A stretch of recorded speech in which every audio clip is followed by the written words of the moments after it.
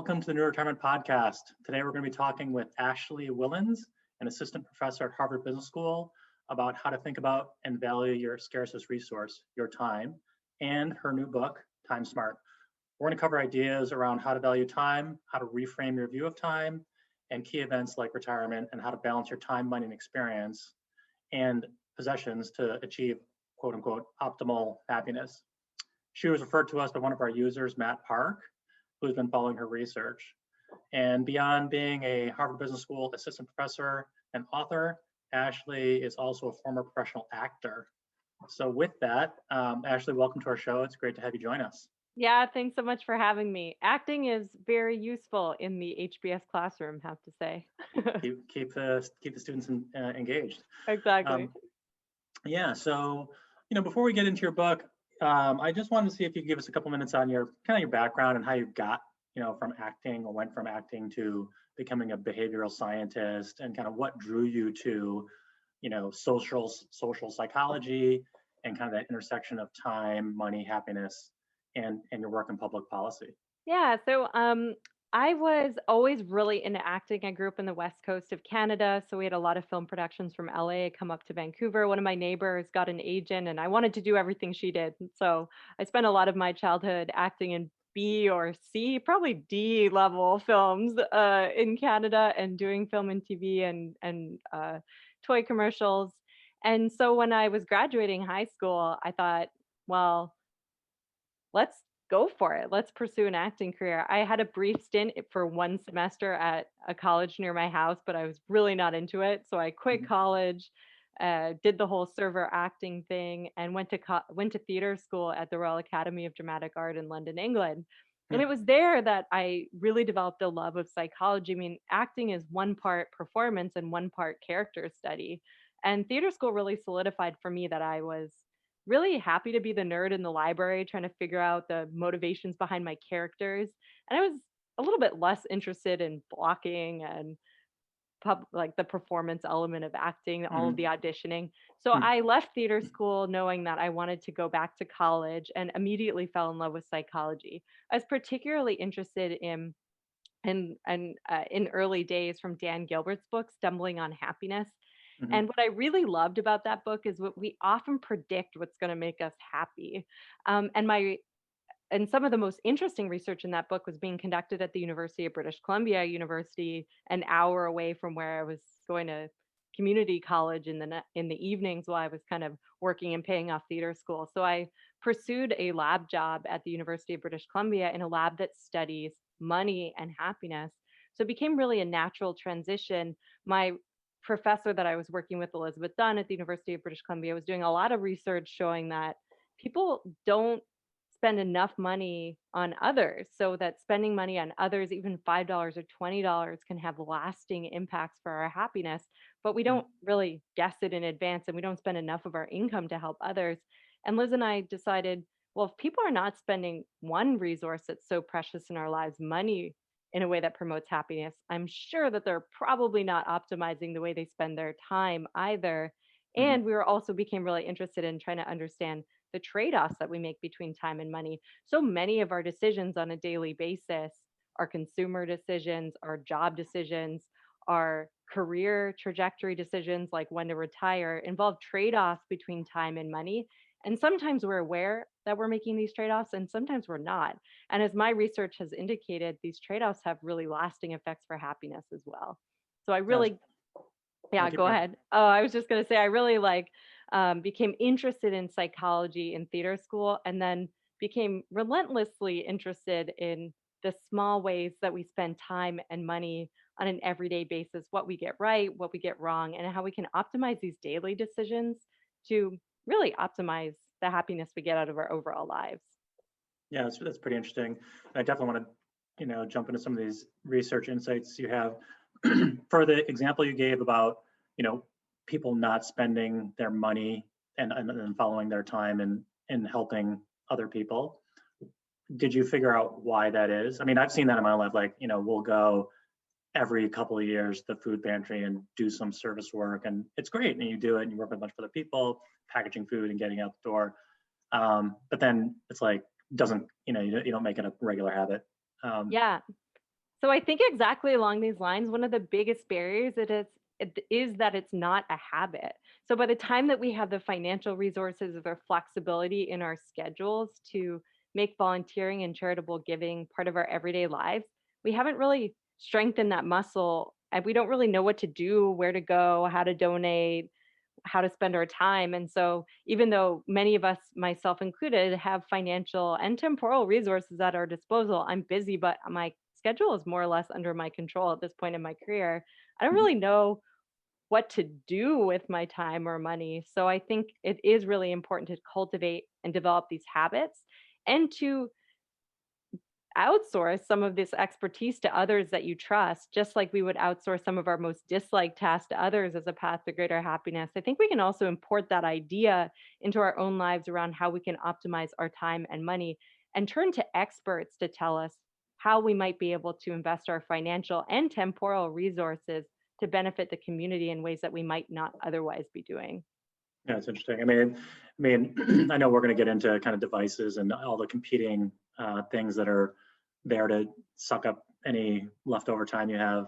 And one quote that I saw on Twitter was like, "Rent the space in your head, very dearly." Like, and it does feel like we technology is granting some people much more control over their time, but there's this onslaught of like competing things that are trying to the whole technology ecosystems like there to grab your attention and your focus. Yeah, I um, think I think we would be remiss not to mention that one of the key reasons we don't help as much as we want to, could, or should is because we feel overwhelmed by the demands of work and life on an everyday basis. Our bandwidth feels stretched and we feel time poor, which is a lot of where my research focuses, which is this feeling of being time poverty is this feeling like you don't have control over all the things all of sorry time poverty is this feeling that you don't have enough time to do all the things that you want to do or mhm, have to do, and that feeling of stress that comes with being time poor does prevent us from helping others, spending more time socializing, volunteering, exercising. It's been correlated with a whole host of not optimal outcomes, either for ourselves or for our families or for society. And I think this bandwidth point is really important. I was talking with my colleague yesterday. We both want to be more civically engaged, especially after this recent election and because of the pandemic. And we have the time flexibility in our calendars to do it, but we don't have the mental bandwidth to even mhm. begin to think about how to open up space in our mind for things like civic engagement or being more politically engaged. And so I think this conversation and my data bears this out, which is why it's Yeah. so ironic because I myself am experiencing it in this way. But we really do see that people who feel time poor do not feel like they have the resources to help others to the same extent as they would want to, and their happiness does suffer as a result.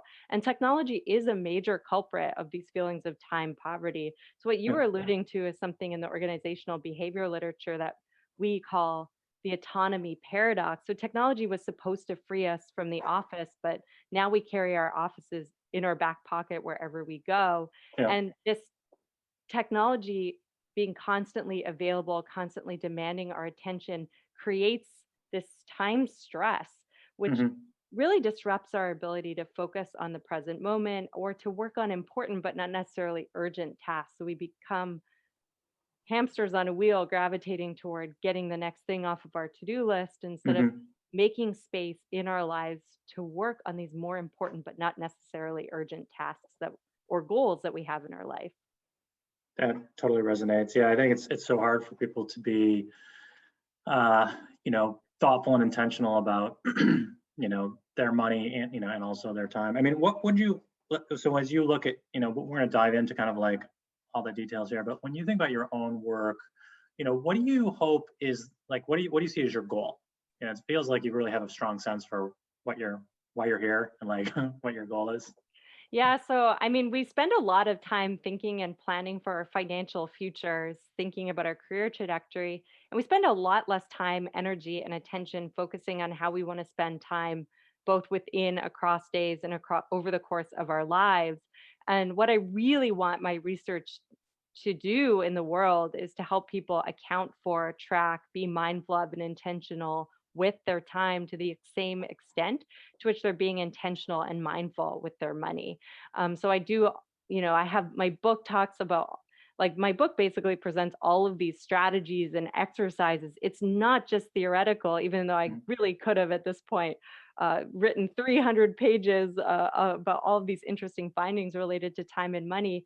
We all know that time matters and work probably shouldn't matter as much as we afford it Mhm. importance in our life, or this constant sense of busyness is maybe not as all of these things that we're filling our time with aren't as urgent or as important as we make them out to be. We kind of all know these things to be true. It's not that in and of itself is not a revelation, but doing the work of accounting for our time as carefully as money does Yeah. take some effort, but with simple tools and strategies, we can all get there.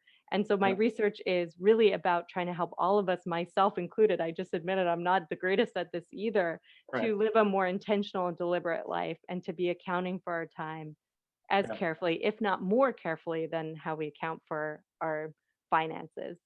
Yeah. No, I think it's awesome. I mean, we are students of the FI, the financial independence community here, and a lot of those folks are on a journey of, hey, I was $100,000 in student debt, or kind of in the hole financially. I didn't really understand what was going on, and I started getting educated, started figuring out how to pay down bad debt, then started saving money, then started investing, built my first $100,000, and now I kind of see a path. I have a vision for at a point in time when I will be financially independent. So like I need to save whatever $1 million or whatever the number is, and then I can, that will throw off enough money every year that I will have much more either absolute or much more control over how I use my time. But they're very focused on the financial aspect of that. There is part of that. People are starting to be more as they get, especially as they get closer. Like, how will I spend my time? I'd love to hear from you. Like, it sounds like you've kind of gone through this journey around almost call it time independence for yourself. Are there any big kind of points in your journey and things you think that you personally need to work on? Yeah, I mean, I think this conversation around, that we're having about when we should be thinking about becoming time independent is really important.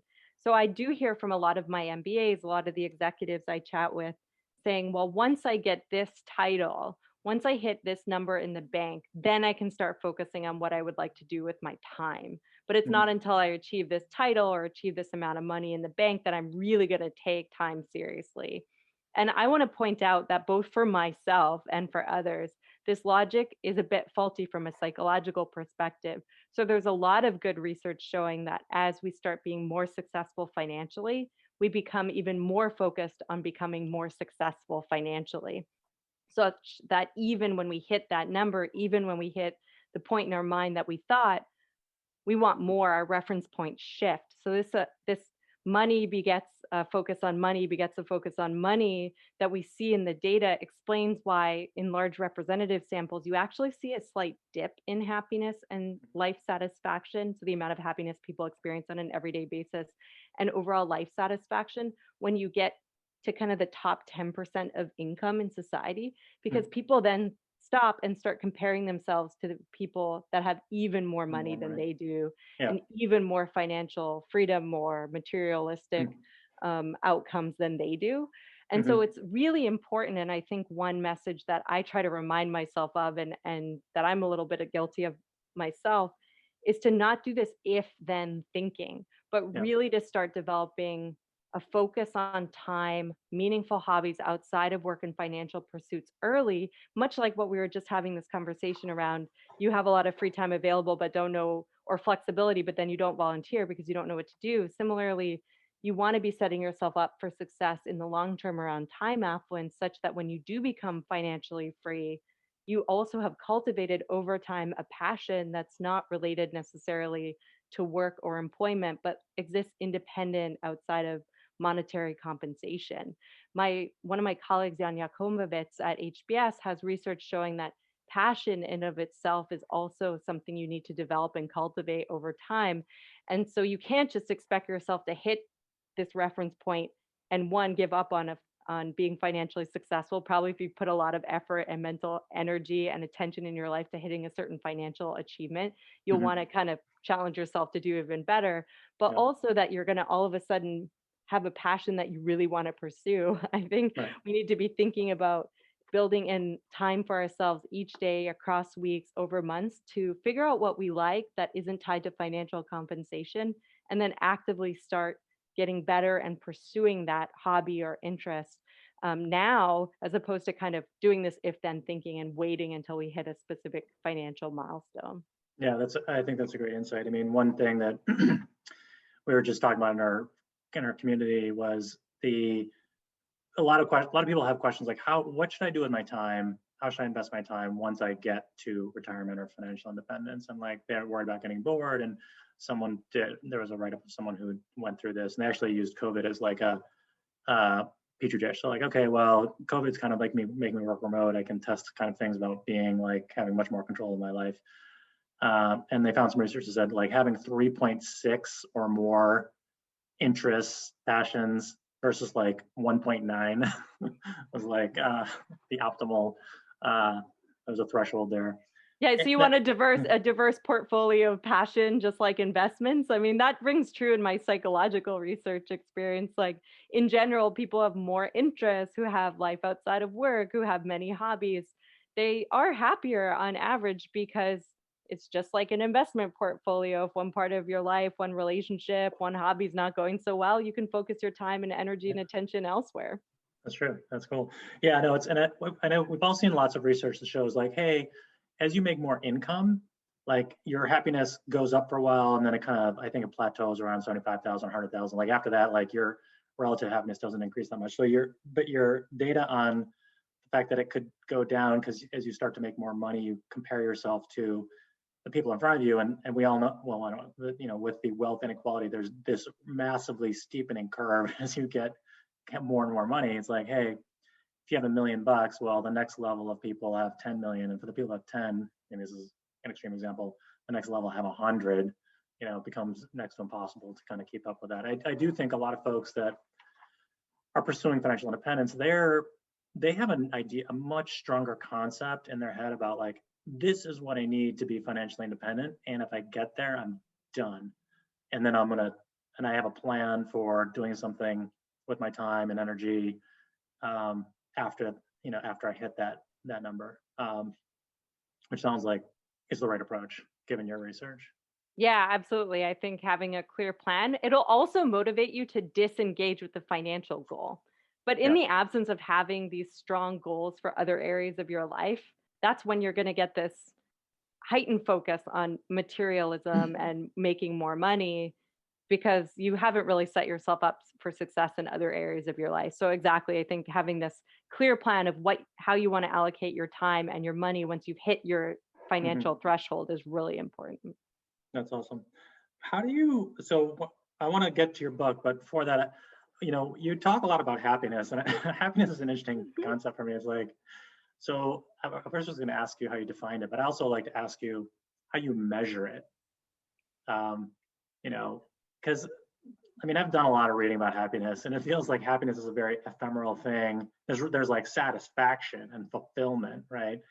And there's joy, and I guess there's overall sense of well-being. But I'd love to hear how you think about it and measure it when you're doing all of your work.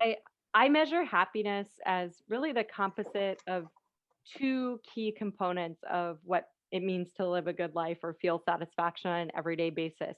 Overall life evaluation. So if you step back, how well do you think you're doing in life overall? You might have seen this in a ladder type question or on a 1 to 10 scale. And then I also look at a component of how much joy, satisfaction, stress, and misery that people experience on an everyday basis, which is the affective component of subjective well-being. And we do measure both overall life evaluation and this affective experience of satisfaction by asking people how happy they are. However, people are pretty good judges of how much joy they're experiencing in a moment or across a day. And these self-reports have been verified by third party raters over the course of many decades of studying happiness. You may have heard some people wrapping up things like religious participation, volunteering, time use into what it means to be happy. But I actually like to keep those things separate. So I'm just looking at life satisfaction and the extent to which people experience positive emotions more than negative emotions on an everyday basis. And then Mhm. I'm looking at how things like time use and social interaction or religious participation feed into those feelings. So I like to keep kind of the social components separate out of the way I define happiness so I can see the extent to which they predict the amount of joy we experience on an everyday basis, for example.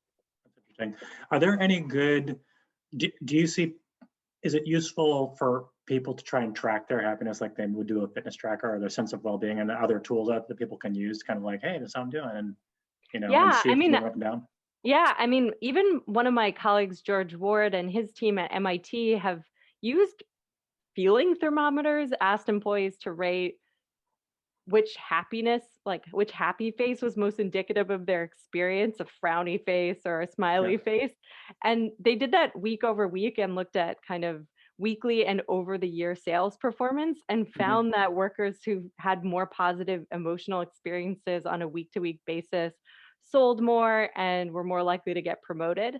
And so I think to the extent that, you're interested in tracking happiness, and you know that you'll reliably report on your emotion, it could be something useful to track. The problem with kind of, we're always so tempted to game any behaviors that we're tracking. And so Yeah. I think it would be helpful if someone else compiled the results for you because it's very, if you had really positive moments or something that stood out for you where you feel like you should have felt positive but maybe didn't, you're Yeah. probably likely to socially desirable respond, especially if your target audience is you yourself and no one else Mm. is going to look at it. So I'd probably try to get a commitment buddy if you're really going to be serious about tracking your mood and try to understand how the decisions you're making on an everyday basis around time and money are affecting it, Huh. because we like to deceive ourselves, and we also will probably want to respond to so-called positive events in our life with the so-called right emotions. Right.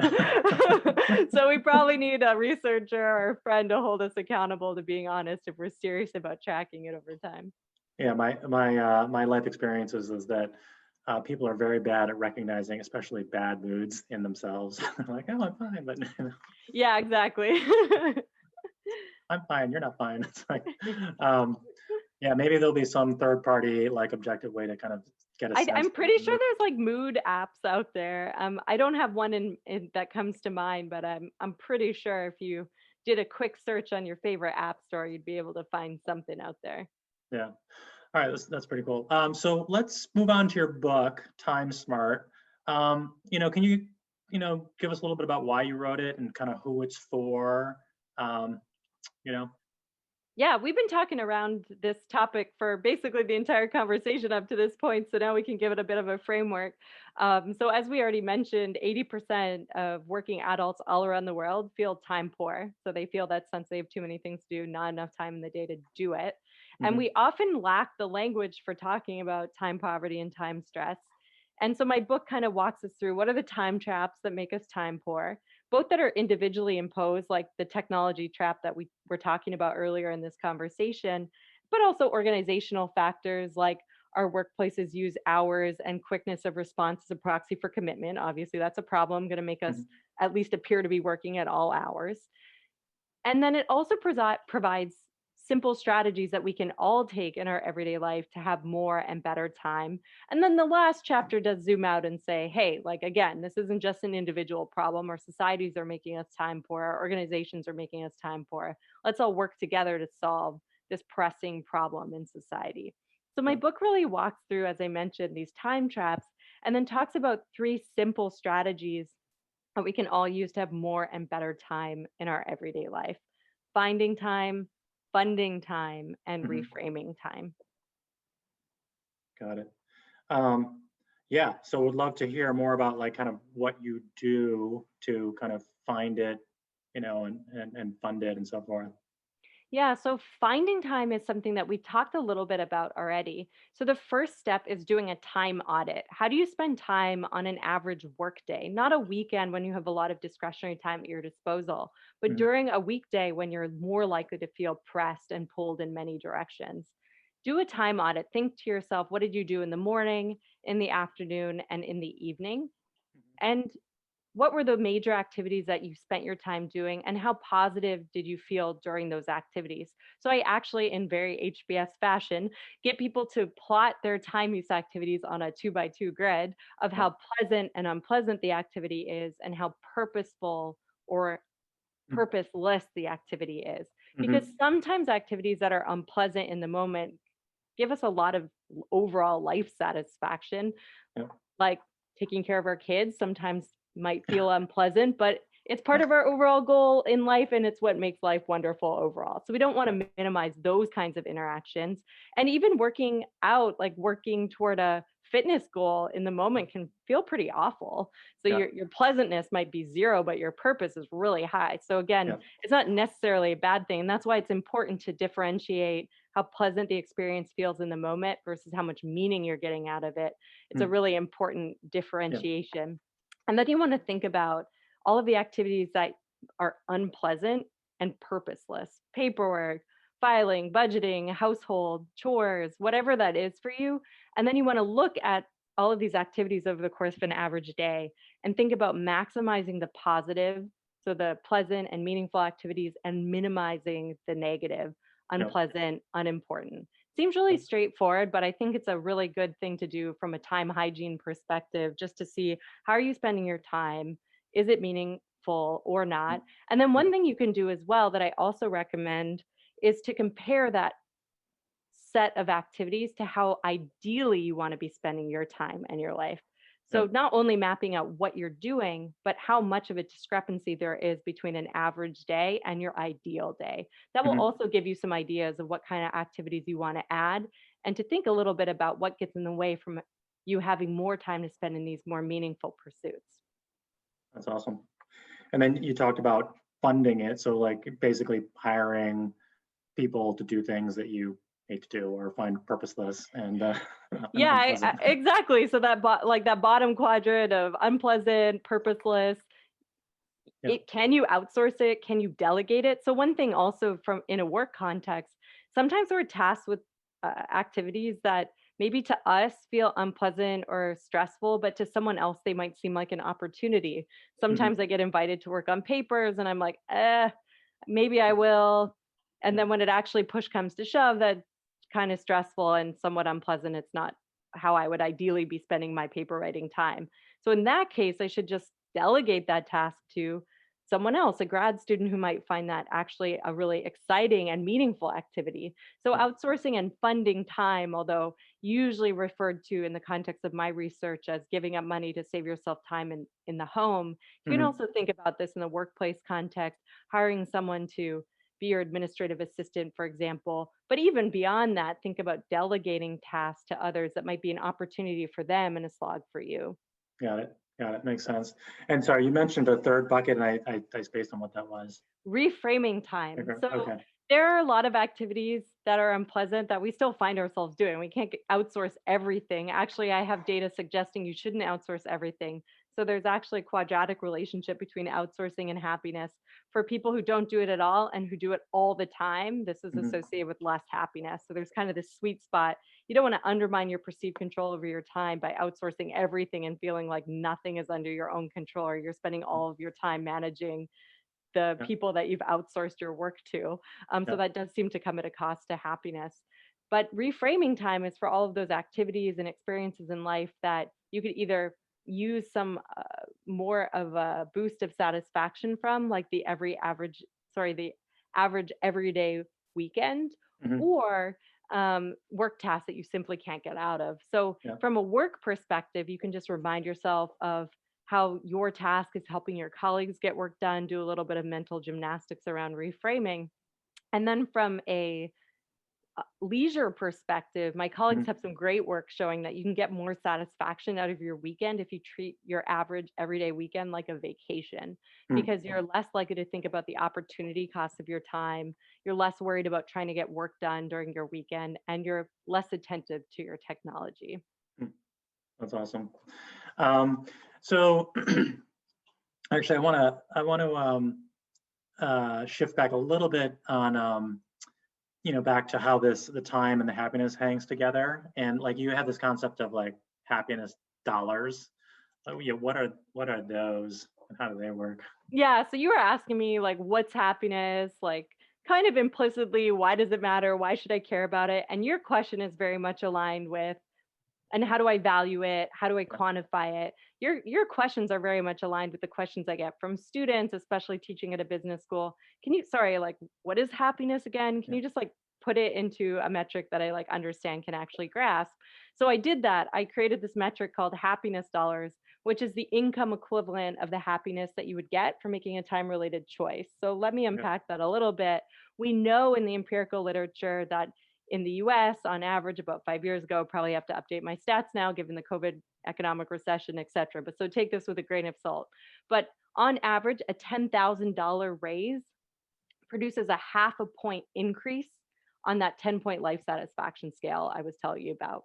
hmm, So we can basically use that as a reference point because I know in my data, and I have a lot of data amassed over many years about the extent to which time related choices produce happiness hmm, increases. So yeah, changing from doing no active leisure in a day to 30 minutes yeah, produces about a zero point 0.7 increase in happiness on that 10-point happiness ladder. And so hmm, then I can create financial metrics around the hmm, income equivalent of these time related choices, so, yeah, which is a really fun exercise to make the value of these time related choices and focusing on time hmm, really sticky for people. So I hmm, even have a macro now where people can account for time and accumulate happiness dollars.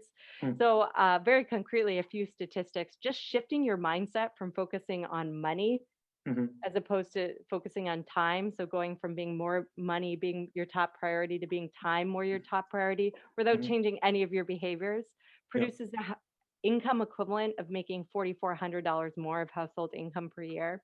wow, Outsourcing your most disliked task on a regular basis. So, yeah, going from not outsourcing to outsourcing produces the happiness equivalent of making about $16,000 more of household income per year.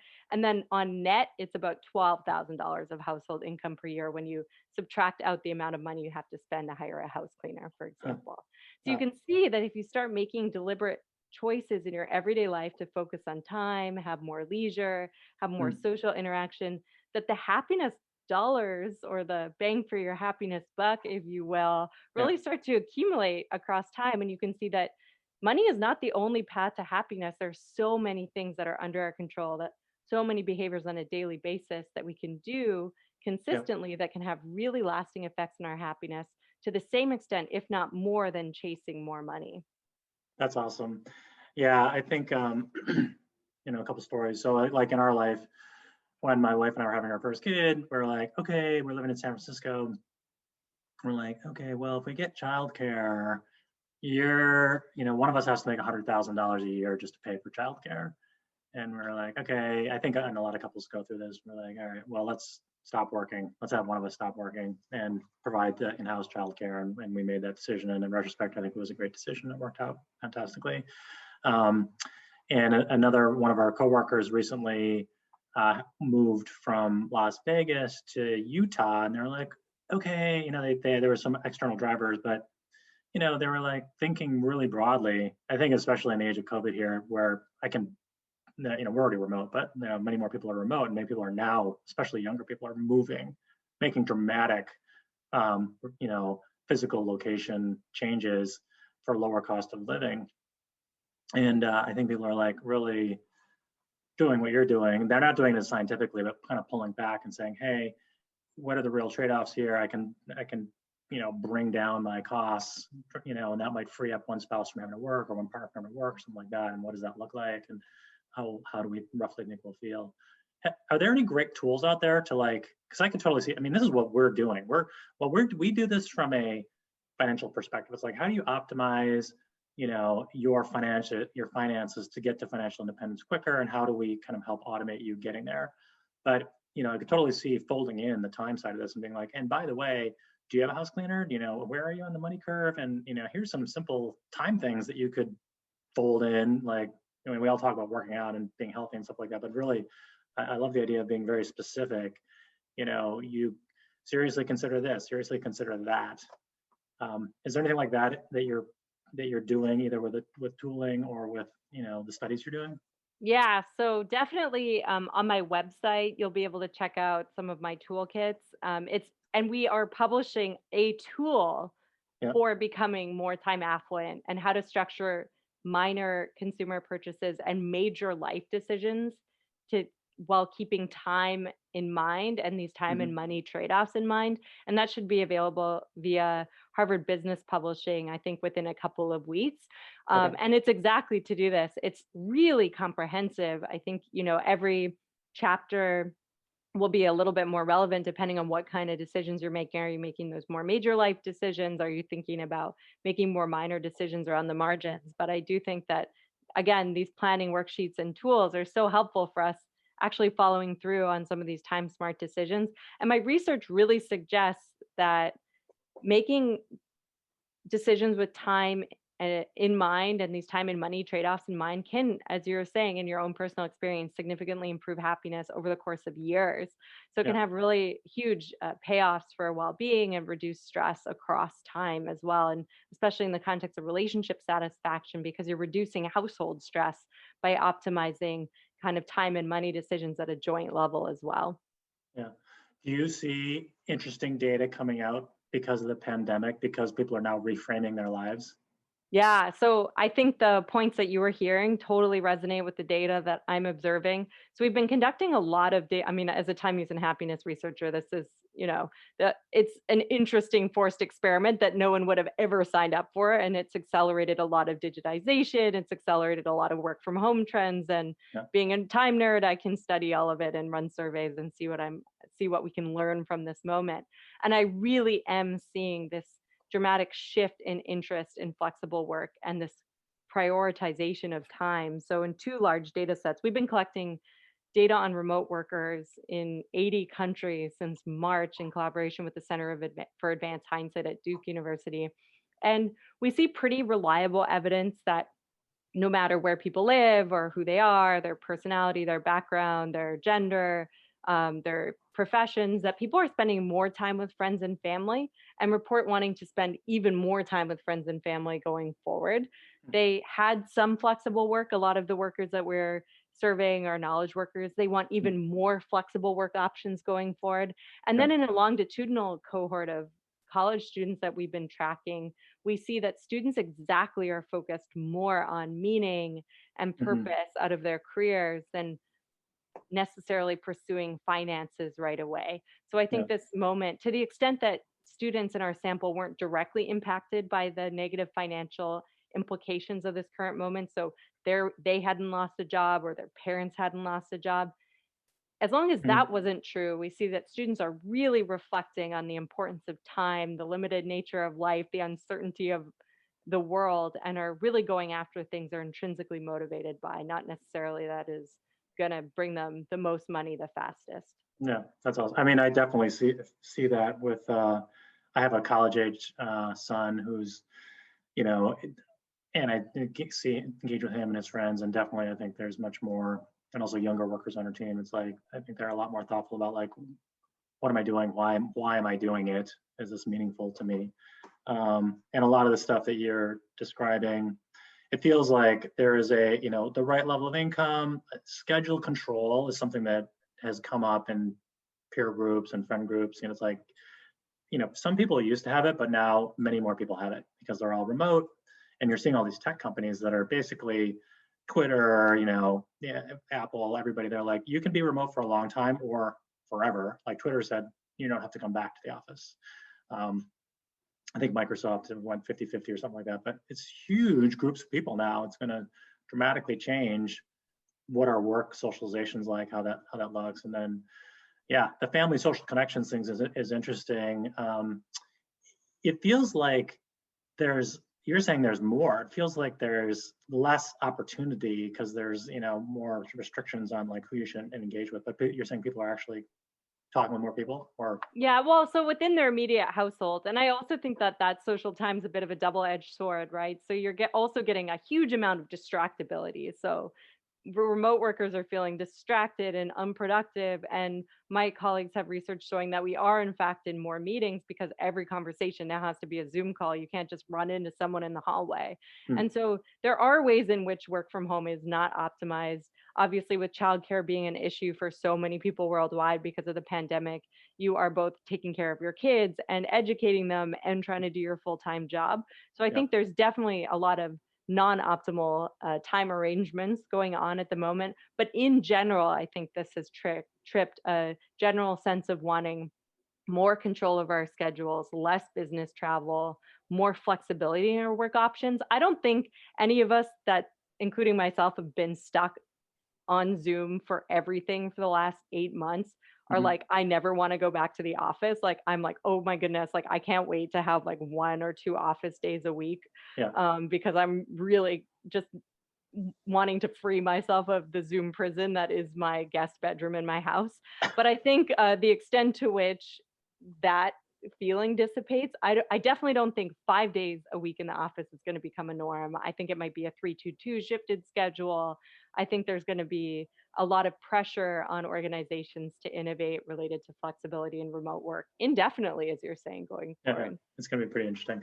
All right, so I'm cognizant of your time. I know we only have like a few minutes left here, so I want to ask you a couple more things, and then just a little bit about where good resources. But you we touched on hedonic adaptation before, and you mentioned some things that people don't habituate to and things that people do habituate to, which I thought was really interesting.